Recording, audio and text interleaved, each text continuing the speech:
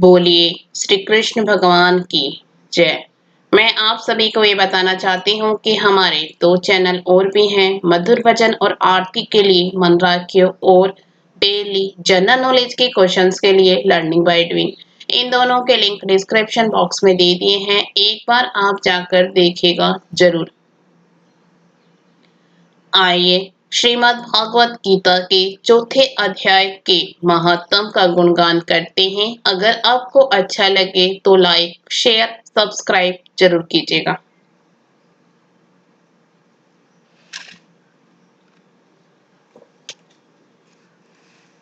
श्री भगवान कहते हैं, प्रिय अब मैं चौथे अध्याय का महत्व में बतलाता हूँ, सुनो। भागीरथी के तट पर वाराणसी बनारस नाम की एक पुरी है। वहाँ विश्वनाथ जी के मंदिर में भरत नाम के एक योगनिष्ठ महात्मा रहते थे, जो प्रतिदिन आत्मचिंतन में तत्पर हो आदर पूर्वक गीता के चतुर्थ अध्याय का पाठ किया करते थे। उसके अभ्यास से उनका अंतःकरण निर्मल हो गया था। वे शीत उष्ण आदि द्वंद्वों से कभी व्यथित नहीं होते थे। एक समय की बात है, वे तपोधन नगर की सीमा में स्थित देवताओं का दर्शन करने की इच्छा से भ्रमण करते हुए नगर से बाहर निकल गए। वहां बेर के दो वृक्ष थे, उन्हीं की जड़ में वे विश्राम करने लगे। एक वृक्ष की जड़ में उन्होंने अपना मस्तक रखा था और दूसरे वृक्ष के मूल में उनका एक पैर टिका हुआ था। थोड़ी देर बाद जब वे तपस्वी चले गए, तब बेर के वे दोनों वृक्ष 6 दिनों के भीतर सूख गए। उनके पत्ते और डालियां भी नहीं रह गई। तत्पश्चात वे दोनों वृक्ष कहीं ब्राह्मणों के पवित्र गृह में दो कन्याओं के रूप में उत्पन्न हुए। वे दो कन्याएं जब बढ़कर 7 वर्ष की हो गई, तब एक दिन उन्होंने दूर देशों में घूमकर आते हुए भरत मुनि को देखा। उन्हें देखते ही वे दोनों उनके चरणों में पड़ गई और मीठी वाणी में बोली, मुने, आपकी ही कृपा से हम दोनों का उद्धार हुआ है। हमने बेर की योनि त्याग कर मानव शरीर प्राप्त किया है। उनके इस प्रकार कहने पर मुनि को बड़ा विस्मय हुआ। उन्होंने पूछा, पुत्रियों, मैंने कब और किस साधन से तुम्हें मुक्त किया था? साथ ही यह भी बताओ कि तुम्हारे बेर के वृक्ष होने में क्या कारण था, क्योंकि इस विषय में मुझे कुछ भी ज्ञात नहीं है। तब वे कन्याएं पहले अपने बेर हो जाने का कारण बतलाती हुई बोली, मुने, गोदावरी नदी के तट पर छिन्न पाप नामक का एक उत्तम तीर्थ है, जो मनुष्य को पुण्य प्रदान करने वाला है।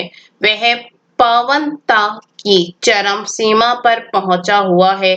उस तीर्थ में सत्य तपा नामक एक तपस्वी बड़ी कठोर तपस्या कर रहे थे। वे ग्रीष्म ऋतु में प्रज्वलित अग्नियों के बीच में बैठते थे। वर्षा काल में जल की धाराओं से उनके मस्तक के बाल सदा भीगे ही रहते थे तथा जाड़े के समय जल में निवास करने के कारण उनके शरीर में हमेशा रोंगटे खड़े रहते थे। वे बाहर भीतर से सदा शुद्ध रहते, समय पर तपस्या करते तथा मन और इंद्रियों को संयम में रखते हुए परम शांति प्राप्त करके आत्मा में ही रमण करते थे। वे अपनी विद्वता के द्वारा जैसे व्याख्यान करते थे, उसे सुनने के लिए साक्षात ब्रह्मा जी भी प्रतिदिन उनके पास उपस्थित होते और प्रश्न करते थे।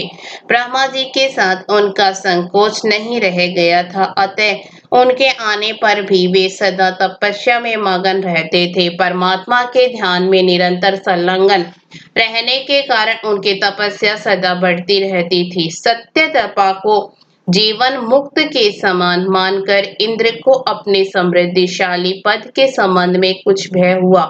तब उन्होंने उनकी तपस्या में सैकड़ों विघ्न डालने आरंभ किए। अप्सराओं के समुदाय से हम दोनों को बुलाकर इंद्र ने इस प्रकार आदेश दिया, तुम दोनों उस तपस्वी की तपस्या में विघ्न डालो, जो मुझे इंद्र पद से हटाकर स्वयं स्वर्ग का राज भोगना चाहता है।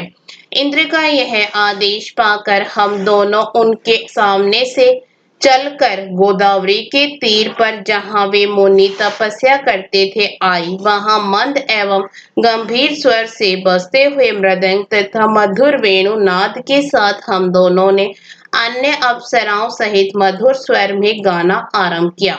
इतना ही नहीं, उन योगी महात्मा को वश में करने के लिए हम लोग स्वर, ताल और लय के साथ नृत्य भी करने लगी। बीच बीच में जरा जरा सा अंचल खिसकने पर उन्हें हमारी छाती भी दिख जाती थी। हम दोनों की उन्मत्त गति काम भाव का उद्दीपन करने वाली थी, किंतु उसने उन निर्विकार चित्त वाले महात्मा के मन में क्रोध का संचार कर दिया। तब उन्होंने हाथ से जल छोड़कर हमें क्रोधपूर्वक श्राप दिया, अरे तुम दोनों गंगा जी के तट पर बेर के वृक्ष हो जाओ। यह सुनकर हम लोगों ने बड़ी विनय के साथ कहा, महात्मन, हम दोनों पराधीन थी, अतः हमारे द्वारा जो दुष्कर्म बन गया है उसे आप क्षमा करें। यूं कहकर हमने मुनि को प्रसन्न कर लिया। तब उन पवित्र चित्त वाले मुनि ने हमारे शोपो उद्धार की अवधि निश्चित करते हुए कहा, भरत मुनि के आने तक ही तुम पर यह शाप लागू होगा। उसके बाद तुम लोगों का मृत्यु लोक में जन्म होगा और पूर्व जन्म की स्मृति बनी रहेगी। मुनि, जिस समय हम दोनों बेर वृक्ष के रूप में खड़ी थी, उस समय आपने हमारे समीप आकर गीता के चौथे अध्याय का जप करते हुए हमारा उद्धार किया था, अतः हम आपको प्रणाम करती हैं। आपने केवल शाप से ही नहीं, इस भयानक संसार से भी गीता के चतुर्थ अध्याय के पाठ द्वारा हमें मुक्त कर दिया। श्री भगवान कहते हैं, उन दोनों के इस प्रकार कहने पर मुनि बहुत ही प्रसन्न हुए और उनसे पूजित हो विदा लेकर जैसे आए थे वैसे ही चले गए तथा वे कन्याएं भी बड़े आदर के साथ प्रतिदिन गीता के चतुर्थ अध्याय का पाठ करने लगी, जिससे उनका उद्धार हो गया। बोलिए श्री कृष्ण भगवान की जय।